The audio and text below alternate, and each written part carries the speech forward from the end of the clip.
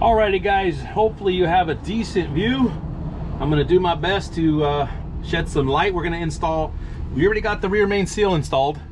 We're gonna put the flywheel on. I'm gonna show you guys how we do a flywheel. This is flywheel installation for a Cummins ISX 15. I don't know if the process is the same for the X15, but you're gonna get a general idea. Okay, seal's already in, got everything cleaned up. Don't forget, you're gonna need this little adapter. It's gonna go right here.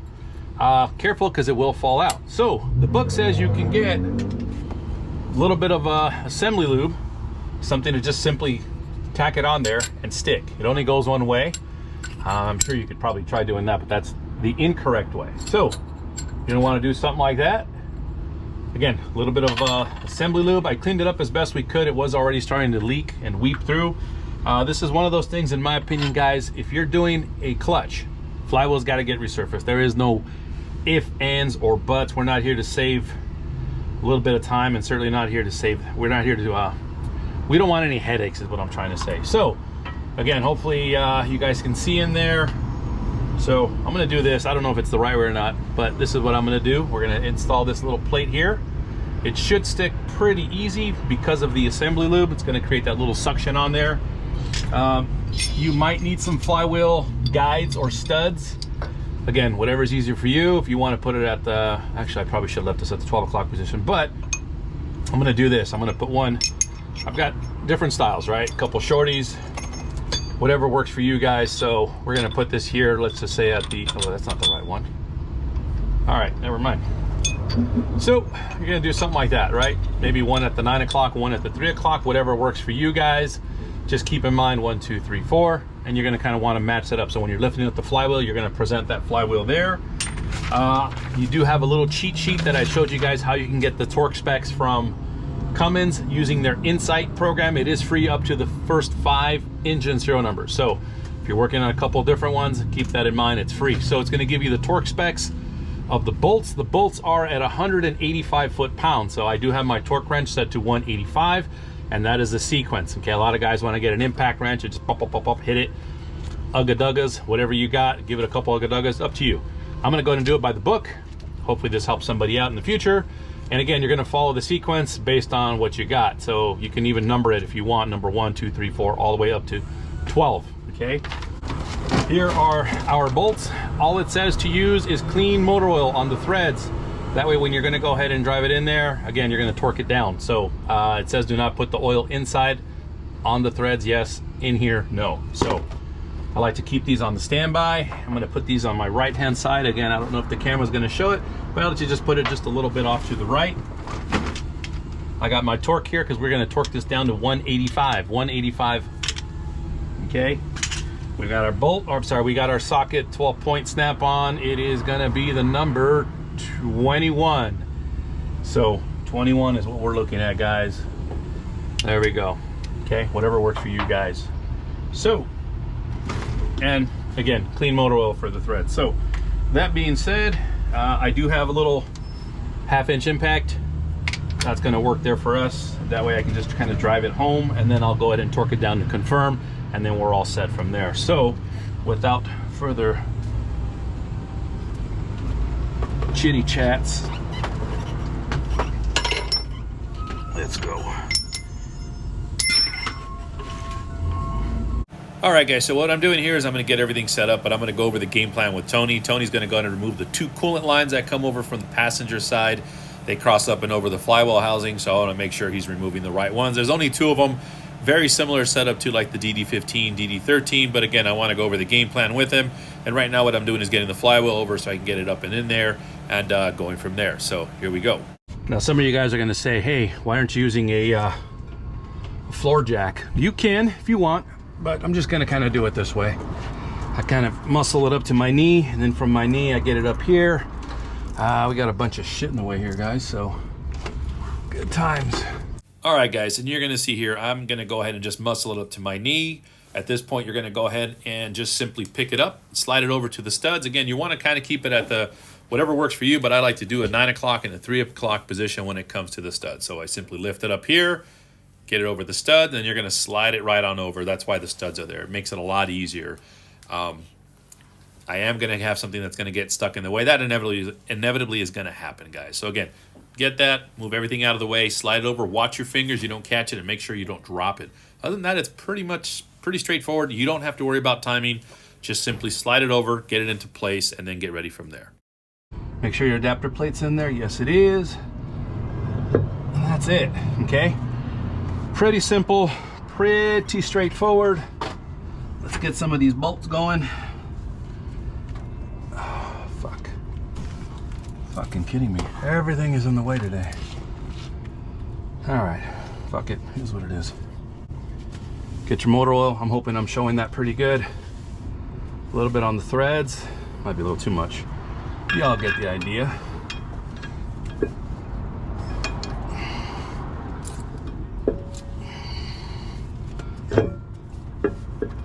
There we go. It's a little low, so you might need a screwdriver to kind of prop it up, okay? Don't force it, guys. Just nice and easy. All right, guys, what I like to do here is just simply apply the oil to the bolts on the thread of it. I like to run everything in by hand. This way I make sure I don't cross any threads. Don't be in a rush to do that there. It's not lining up for me here, so what I'm going to do is actually get a screwdriver like I mentioned just a few seconds ago. And what that does is simply props up the flywheel just a hair. This way the holes align with the threads, and we'll get that going from there. But again, I like to get the bolts, get everything lined up all by finger as best I can. If there's any issues, this is the best time to get it. Again, don't force it. Last thing you want to do is mess up the threads. All right, guys, so it's not lining up right now. So what I'm going to try to do is simply get this up a little bit. I'm going to use a screwdriver. If you can see that, the threads are a little higher in the hole, so there's just a slight mismatch. I don't really want to force it in there. You could probably do something like that, but the last thing I want to do is mess that up. There you go. Échalo. Thank you. So you can get something like this. And there you go. See? Wedge it at the bottom. It's going to help you lift it up. That way you're on center, on point. At that point, I probably should have had my impact ready, but I didn't. So no big deal. All right, guys, so I'm just going to fast forward through most of this part. So again, you're going to use a screwdriver, prop it up. This way you align all the holes so the bolts can get in there and you don't cross any threads. Apply a little bit of oil, and again, just run everything in by hand. That's the way I prefer it. If you want to use the impact or 3/8 or 1/2 inch, whatever, that's up to you. Again, just be careful, proceed with caution. So again, thread everything in by hand. Once you're done, you're going to remove the studs.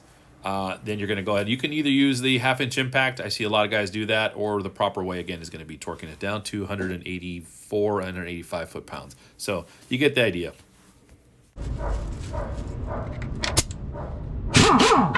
I'm going to torque it down a little bit. We don't want it too tight.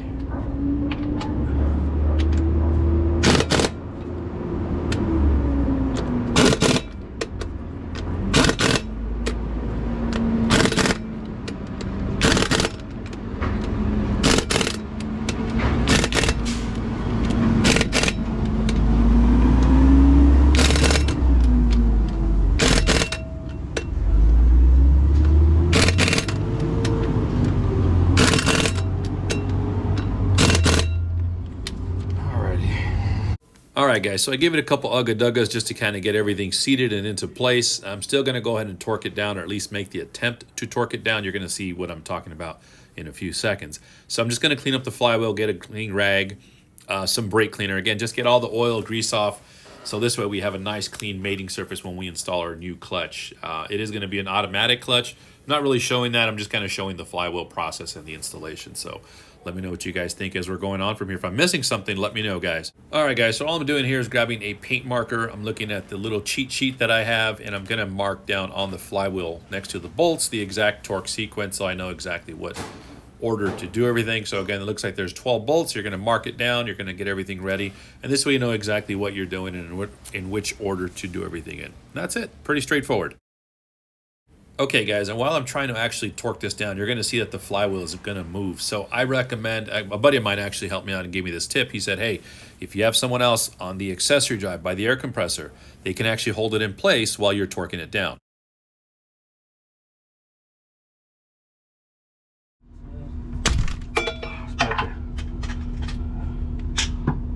Hold on. All right, guys, so you can see here, I'm definitely pretty shook up. I mean, fucking choosing my rethinking my life's choices here as being a diesel mechanic. This one really rung my bell. So give me a second. I'm kind of composing myself and not trying to lose my shit. Hit my head, crashed into the frame. Yeah, it's a good time.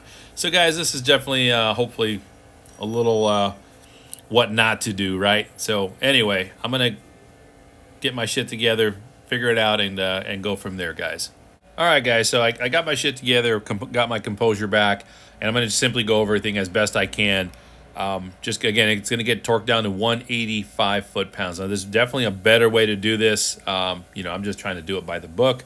But you can obviously see what happened to me, right? So maybe I need to rethink my approach, maybe my the way I'm doing things. I don't know. But anyway, I'm just kind of go over it as best I can, and you're going to see on the rest of the video exactly what I did to achieve said torque spec. Also forgot to mention, guys, if you have any other tips and tricks, definitely be sure to leave them down in the description. I'm sure I'm not the only mechanic that has suffered this fate of a socket slipping. But anyway, if you guys have any suggestions, feel free, mention it down in the bottom, and hopefully it'll help me and definitely other mechanics in the near future.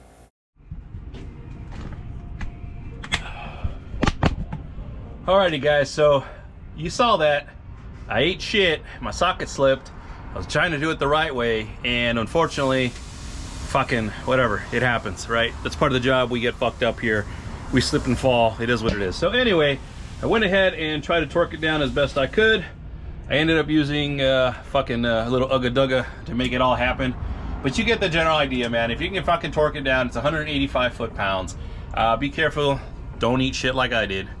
And right now, while we're here, we got that all taken care of. If you're gonna look up, you got those awesome plastic fucking coolant lines that Freightliner designed. Stupid fucking idea. Anyway, we're gonna go ahead and swap all of them out because there's two of them, okay? If you're familiar with the Cummins, they come from the passenger side down lower, over here where Tony's working. See Chavo right there? So these kind of get tucked in over there. They run over the flywheel housing. That gets secured over to the flywheel. It feeds the coolant line over to the DEF doser, if I'm not mistaken. Runs over the top, goes over the top right over there. That's the back of the transmission. So we're gonna try to set it up. And right now, since I've got everything out of the way and it looks like a total fucking mess, we're gonna go ahead and get these lines replaced. Customer bought me one of them. I'm gonna replace the second one because again, I don't want this truck coming back for the second one leaking. It's just a fucking nightmare. So that being said, I wanted to show you kind of a little bird's eye view of what's going on. Again, we've got the clutch. This is an automatic Eaton Ultra Shift or something like that. So I'm gonna replace this. They do sell a kit for this. So this grease supply line, this fitting adapter, same thing here. They sell it in a kit. There's another little fitting here with a grease line that goes through here. It's like a 9/32 or something. Anyway, so we're gonna get this all out, but just to kind of show you what we're doing. So flywheel's all done, and a few other things to do before we get this truck back together and get this back to our customer, Jana and Sons, guys. Hope you like the video. Let's keep going.